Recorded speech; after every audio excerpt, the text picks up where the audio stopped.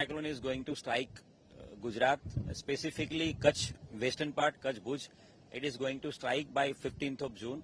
District Administration, Kutch, Bhuj Police and Kutch East Gandhidham Police is ready with all the preparation. So far, we have evacuated more than 11,000 people across the low-lying areas, borderline areas of the coastal. 0 to 5 kilometer is our target at the moment, and we have already shifted around 11,000 people from across the low-lying areas and those people who are living in Kacha Makans. Along with that, we have already made sure that all the preparation are done at the shelter homes. More than 220 shelter homes have been identified by the district administration. Police deployment also done at the shelter home. In case nobody should be allowed to come out of the shelter and go back to their places. That's why we have kept the police bandobast also.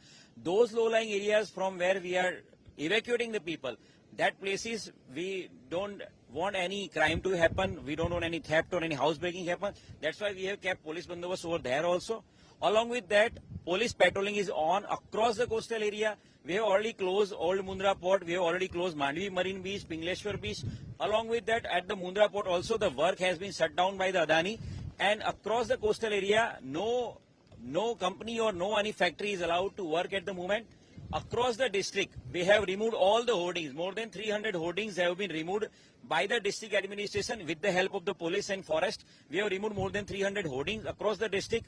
Along with that, all the trees which can fall during the cyclone and which can affect the road transport, we have removed and trimmed all those trees with the help of the forest and geology department.